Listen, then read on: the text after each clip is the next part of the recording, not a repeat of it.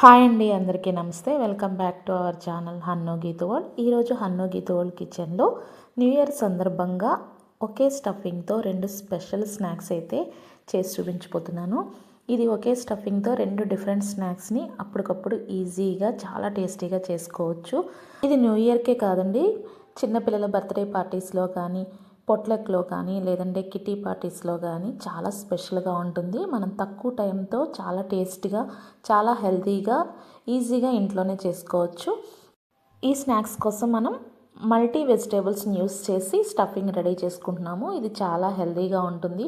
పిల్లలు ఎవరైతే వెజిటేబుల్స్ తినను అని మారం చేసేవాళ్ళు ఉన్నారో వాళ్ళకి ఇది ది బెస్ట్ స్నాక్ అని చెప్పొచ్చు. మరి వీడియోలోకి వెళ్ళే ముందు మా హన్ను గీతు వరల్డ్ ఛానల్ని సబ్స్క్రైబ్ చేసుకోకపోతే సబ్స్క్రైబ్ చేసుకోండి. మరిన్ని మంచి వీడియోల కోసం పక్కనే ఉన్న బెల్ ఐకాన్ని యాక్టివేట్ చేసుకుని వీడియో నచ్చితే లైక్ చేయండి. ఇప్పుడు ముందుగా స్టఫింగ్ని రెడీ చేసుకుందాము. దీనికోసం ఒక 100 గ్రామ్స్ వరకు పచ్చి బఠానీని తీసుకోవాలి. నేనైతే మార్కెట్లోంచి ఈ విధంగా కాయలు తీసుకొచ్చుకున్నాను. మీకు ఇవి అవైలబుల్గా లేకపోతే డైరెక్ట్గా పచ్చి బఠానీలు కూడా దొరుకుతాయి కాబట్టి అవైనా తీసుకోవచ్చు. ఇప్పుడు స్టవ్ ఆన్ చేసి ఒక వెడల్పాటి పాత్రలో గ్లాస్ వాటర్ని తీసుకుని ఈ విధంగా ఆవిరి కోసం ఉడికించుకోవడానికి ఒక ప్లేట్ని పెట్టుకోండి. ఇది మీకు అవైలబుల్గా లేకపోతే ఇడ్లీ పాత్రలో అయినా సరే ఉడికించుకోవచ్చు. 100 గ్రాముల బఠానీలకి సుమారుగా 150 గ్రాములు వెయిట్ ఉన్న ఒక పొటాటోను కూడా ముక్కలుగా కోసుకుని ఒక 10 నిమిషాలు ఉడికించుకోండి. ఈ విధంగా బఠానీలు మెత్తగా ఉడికి బంగాళదుంప కూడా ఉడికిన తర్వాత బయటకు తీసుకుని చల్లార్చుకుని బంగాళదుంప తొక్కును తీసి రెడీగా పెట్టుకోండి. ఇప్పుడు మనం ఒక మీడియం సైజు ఉల్లిపాయని సన్నగా ముక్కలుగా తరుక్కోవాలి. అలాగే సగం క్యాప్సికమ్ని సన్నగా తరిగి పక్కన పెట్టుకోవాలి. దీంతోపాటు ఒక టేబుల్ స్పూన్ వరకు కరివేపాకు, అలాగే ఒక టేబుల్ స్పూన్ వరకు కొత్తిమీరను కూడా సన్నగా తరిగి పక్కన పెట్టుకోవాలి.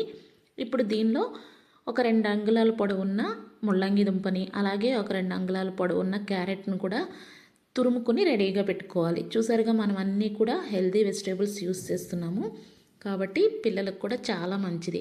ఇలా అన్నీ రెడీ చేసుకుని పెట్టుకున్న తర్వాత స్టఫింగ్ని రెడీ చేసుకుందాము. ఇప్పుడు స్టవ్ ఆన్ చేసి ఒక కళాయిని తీసుకుని 2 టేబుల్ స్పూన్ల వరకు ఆయిల్ని తీసుకోవాలి. దీనికోసం ఎక్కువ ఆయిల్ కూడా అవసరం ఉండదు, కొద్దిగా వేసుకుంటే సరిపోతుంది. ఇప్పుడు మనం కట్ చేసుకున్న కూరగాయలన్నిటిని కూడా ఒకదాని తర్వాత ఒకటి వేసుకుని చక్కగా ఫ్రై చేసుకోవాలి. ముందుగా క్యాప్సికమ్, ఉల్లిపాయ వేసుకుని కొద్దిగా మగ్గిన తర్వాత క్యారెట్ తురుము, అలాగే ముల్లంగి తురుము, కొత్తిమీర, కరివేపాకును కూడా వేసుకుని 2 నిమిషాల పాటు పచ్చివాసన పోయే వరకు ఫ్రై చేసుకోవాలి. ఇలా ఫ్రై అయిన తర్వాత దీనిలోకి మనం ముందుగా ఉడకబెట్టి పెట్టుకున్న పొటాటోని మెత్తగా మ్యాష్ చేసుకుని వేసుకోవాలి. ముక్కలు ముక్కలుగా లేకుండా ఈ విధంగా మెత్తగా చేసుకుని వేసుకుంటే మనకి స్టఫింగ్ అనేది బాగుంటుంది. అలాగే దీంతోపాటు ఉడకబెట్టుకున్న బఠానీలను కూడా వేసుకుని అంతా ఒకసారి కలిసేట్టుగా కలుపుకోవాలి. మీరు కావాలంటే దీనిలో క్యాలీఫ్లవర్ కానీ, లేదంటే ఇంకా వెజిటేబుల్స్ ఏమైనా కావాలంటే యాడ్ చేసుకోవచ్చు. ఇప్పుడు దీనిలో రుచికి తగ్గ ఉప్పు, అలాగే పసుపు. నేను దీనిలో పచ్చిమిర్చి వేయలేదు, పిల్లల కోసం చేస్తున్నాను కాబట్టి మిరియాల పౌడర్ వేస్తున్నాను. పచ్చిమిర్చి వేస్తే పిల్లలకి ఇబ్బందిగా ఉంటుంది కాబట్టి పిల్లల కోసం చేసినప్పుడు ఇలా మిరియాల పౌడర్ వేసుకోండి. దీంతోపాటు లైట్గా కారం కూడా వేసుకోవాలి. ఇప్పుడు అంతా ఒకసారి కలుపుకున్న తర్వాత 2 నిమిషాల పాటు మూత పెట్టుకుని దీన్ని ఫ్రై చేసుకోండి. పచ్చివాసన పోయే వరకు ఫ్రై చేసుకుంటే సరిపోతుంది. ఎందుకంటే అన్నీ మనం ఉడకబెట్టుకుని వేసుకున్నాం కాబట్టి దీంట్లో ఎక్కువ టైం పట్టదు. ఇలా 2 నిమిషాలు ఉడికిన తర్వాత అడుగంటుతుంది అన్నప్పుడు మనం దీనిలో కొద్దిగా చాట్ మసాలా, అలాగే ఒక నిమ్మ చెక్కను కూడా పిండుకుని ఒకసారి అంతా కలుపుకుంటే మనకి స్టఫింగ్ అనేది రెడీ అయిపోతుంది.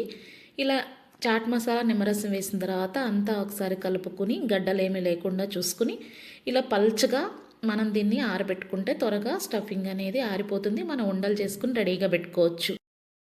ఇప్పుడు మనం మొదటగా చేయబోయే snack item mixed veg bread balls. దీనికోసం మనకి బ్రెడ్ అవసరం అవుతుంది. మీరు ఎన్ని పీసెస్ అవసరమైతే అన్ని పీసెస్ని తీసుకుని ఈ విధంగా సైడ్స్ని కట్ చేసి రెడీగా పెట్టుకోండి. నేనైతే ఒక 6 నుంచి 7 వరకు తీసుకున్నాను. ఇప్పుడు ఇలా కట్ చేసి పెట్టుకున్న బ్రెడ్ పీసెస్ని వాటర్లో ఇలా ముంచి వెంటనే తీసేసి ఈ విధంగా ఒత్తుకోవాలి ఫ్లాట్గా అయ్యే వరకు. ఈ విధంగా అన్ని బ్రెడ్ పీసెస్ని రెడీ చేసుకుని మనం పక్కన పెట్టుకోవాలి. ఇప్పుడు మనం రెడీ చేసి పెట్టుకున్న స్టఫింగ్లోంచి చిన్న నిమ్మకాయ సైజ్ అంతా ఉండని తీసుకుని చక్కగా బాల్ లాగా చేసుకుని ఈ బ్రెడ్ పీస్ మధ్యలో పెట్టుకుని రౌండ్గా బాల్ లాగా కవర్ చేసుకుంటూ బ్రెడ్తో చేసుకోవాలి.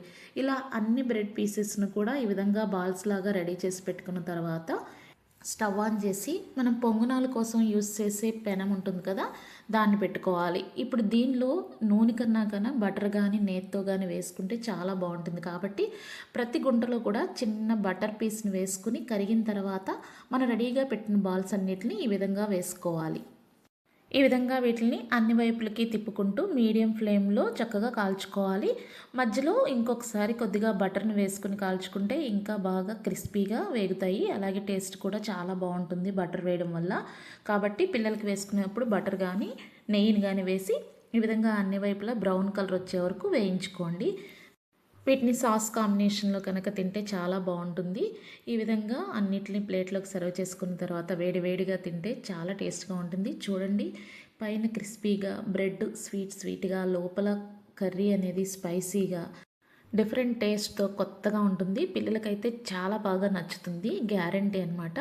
కాబట్టి మీరు కూడా ఒక్కసారి ఈ విధంగా ట్రై చేసి చూడండి. బ్రెడ్ అనేది మీకు ఏ బ్రెడ్ తీసుకున్నా సరే పర్లేదు. మరి నెక్స్ట్ ఐటెం చేసేద్దామా?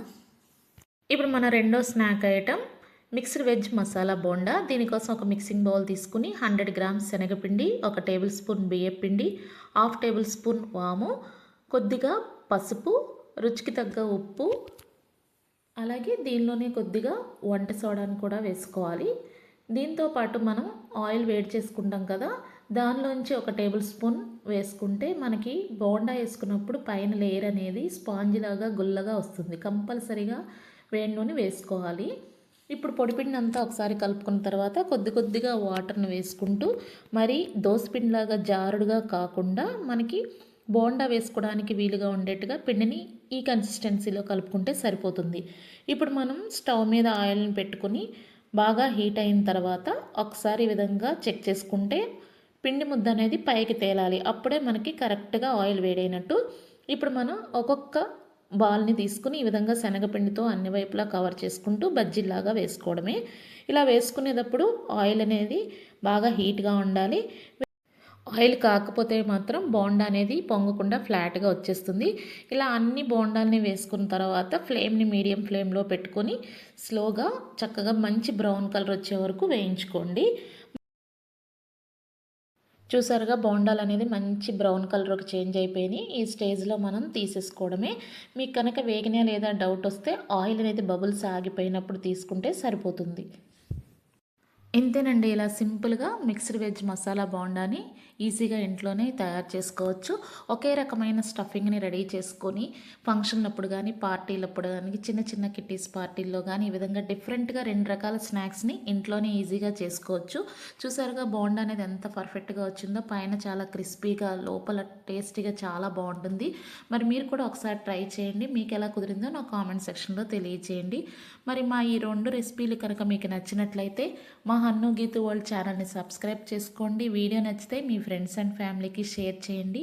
అలాగే లైక్ చేయండి, కామెంట్ చేయండి. Thank you for watching. మరిన్ని మంచి వీడియోలతో మళ్ళీ కలుద్దాం. Bye bye.